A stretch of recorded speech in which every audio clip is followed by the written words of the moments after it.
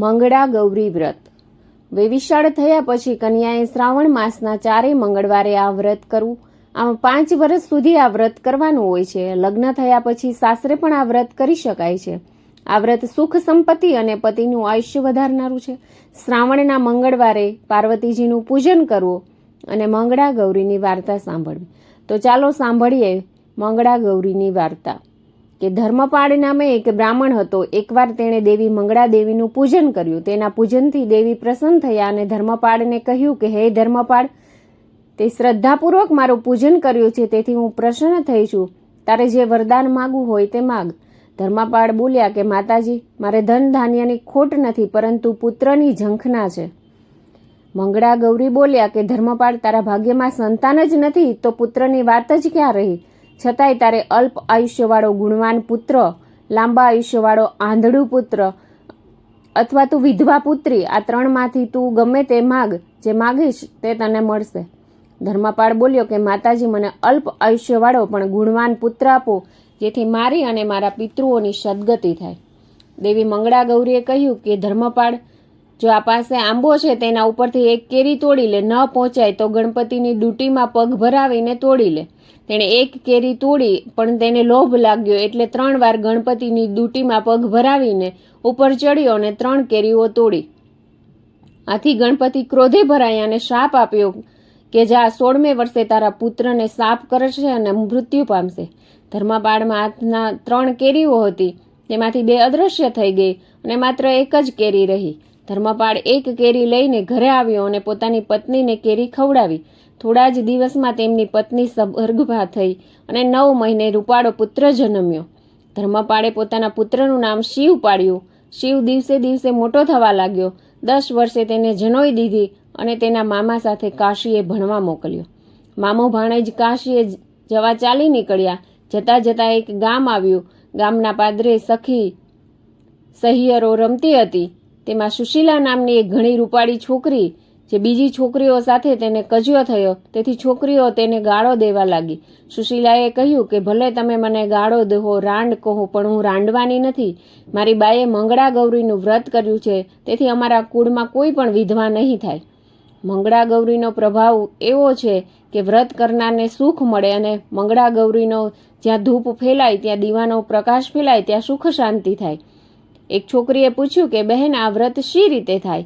સુશીલા બોલી કે શ્રાવણ મહિનામાં બધા મંગળવારે પાર્વતીની મંગળા ગૌરીની પૂજા કરવી, પાટલા ઉપર તેમની સ્થાપના કરવી, ઘઉંના લોટનું કોડિયું બનાવી તેમાં સૂતરના તારની દિવેટ મૂકવી, ઘી પૂરી દીવો સળગાવવો અને 16 બીલીપત્રો, 16 પુષ્પો, 16 જીરાના દાણા, 16 ધરોના પાંદડા, 16 ધતુરાના પાંદડા, 16 અઘેડાના પાંદડાથી માતાજીનું પૂજન કરવું. 1 ટાણું જમવું અને વાંસની છાબડી, ફળ, ફૂલ અને માતાજીની મૂર્તિ મૂકી અને પૂજન કરી વિદ્વાનને દાન આપવું.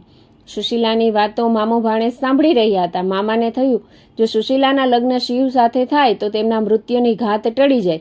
તેઓ સુશીલાના પિતા પાસે ગયા અને કન્યાનું માગું કર્યું. સુશીલાના પિતાએ કહ્યું કે મારી સુશીલાનું સગપણ એક હર નામના બ્રાહ્મણ પુત્ર સાથે થયેલું છે, તેથી તમારી માંગણી હું સી રીતે સ્વીકારું? વાત સાંભળી મામો ભાણેજ નિરાશ થયા. તેમ છતાં એ જ ગામના તળાવ પાસે સુંદર સ્થળે રહેવા લાગ્યા. થોડા દિવસમાં સુશીલાના લગ્ન લેવાયા. વિધિની ગતિ ન્યારી છે, તેને કોઈ સમજી શકતું નથી. દુર્ભાગ્ય હર રોગમાં ઘેરાયો અને તેના મા બાપ ચિંતામાં પડ્યા. તેમણે શિવને જોયો એટલે શિવના મામાએ એને કહ્યું કે ભાઈ, તારા ભાણેજને મારા હરની જગ્યાએ ચોરીમાં બેસવા મોકલો તો સારું, કારણ કે તે વ્યાધિમાં સપડાયો છે. મામાએ હા કહી શિવને લગ્ન મંડપમાં બેસવા મોકલ્યો. સુશીલાના સ્વપ્ન ફળ્યા અને તેના લગ્ન શિવ સાથે થઈ ગયા. રાત્રે શિવ અને સુશીલા સૂતા હતા. શિવ ભર ઊંઘમાં હતો, તેવામાં સુશીલાને સ્વપ્ન આવ્યું. સ્વપ્નમાં દેવી મંગળા ગૌરીએ કહ્યું કે સુશીલા, ઉઠ, તારા પતિને નાગ કરડવા આવ્યો છે. જટ દૂધનું વાસણ મૂકી દે એટલે દૂધ પીને ચાલ્યો જશે. સુશીલા ઝબકીને જાગી, જુએ છે તો કાળો નાગ ફૂફાડા મારતો આવી રહ્યો હતો. જટ તેણે દૂધનું વાસણ નાગ આગળ મૂકી દીધું અને નાગ દૂધ પીને ચાલતો થયો. થોડી વાર શિવ જાગ્યો અને કહ્યું કે સુશીલા, મને ભૂખ લાગી છે. સુશીલા ઘરમાં ગઈ અને રૂપાના થાળમાં લાડુ લઈ આવી. શિવે લાડુ ખાધા અને હાથ ધોઈ થાળમાં વીંટી મૂકીને કહ્યું કે લે, થાળ મૂકી દે. ભલે કહીને સુશીલા થાળ મૂકી આવી. બીજે દિવસે હર સાજો થયો. તે લગ્નની અધૂરી વિધિ પતાવવા આવ્યો. સુશીલા તેમને જોઈને કહેવા લાગી કે જેની સાથે હું પરણી હતી તે આ નથી. હું આની સાથે નહીં ઊભી રહું. સુશીલાના પિતા ચિંતામાં પડ્યા કે હવે શું કરવું. તેમણે શિવની શોધ કરવા માંડી. શિવ અને તેના મામા તો વહેલી પરોઢે કાશીએ જવા નીકળેલા હતા. તેઓ કાશીમાં આવ્યા અને ભગવાન કાશી વિશ્વનાથનું પૂજન કરી આનંદ પામ્યા. તેઓ રાતે ધર્મશાળામાં સૂઈ ગયા. ઊંઘમાં મામાને સ્વપ્ન આવ્યું જાણે યમદૂતો શિવનો પ્રાણ લેવા આવ્યા છે, પરંતુ મંગળા ગૌરીએ તેમને મારીને પાછા કાઢ્યા. પણ આ વાત તેમણે મનમાં રાખી. સુશીલાના પિતાએ શિવને ખોળવા આકાશ પાતાળ એક કર્યું, પણ ક્યાંય પત્તો લાગ્યો નહીં. આથી તેમણે સદાવ્રત ચાલુ કર્યું. અતિથિઓ આવે ત્યારે સુશીલા તેમના ચરણ ધોતી, તેની મા પાણી રેડતી, ભાઈ ચંદન ચડાવતો અને પિતા ભોજન કરાવી અને પાન આપતા. આમ સૌ કોઈ આદરપૂર્વક જમાડતા હતા. શિવ અને તેના મામા અહીં આવી પહોંચ્યા અને તળાવને કાંઠે બેઠા. એવામાં સુશીલાની દાસી પણ પાણી ભરવા આવી. તે જોઈ ગઈ અને ઘરે આવી અને વાત કહી. સુશીલાના પિતાએ તેમને તેડવા માણસો મોકલ્યા, પણ તેઓ આવ્યા નહીં.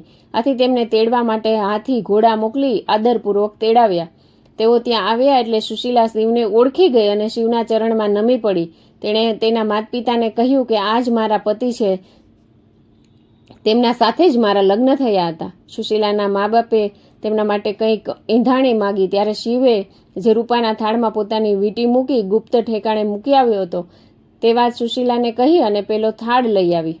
થાળમાં શિવની વીંટી જોઈ અને બધી વાત માની લીધી. સુશીલાના માતા પિતા શિવને જમાઈ રૂપે સ્વીકારી લીધો. પુષ્કળ પહેરામણી આપી સુશીલાને શિવ સાથે વળાવી.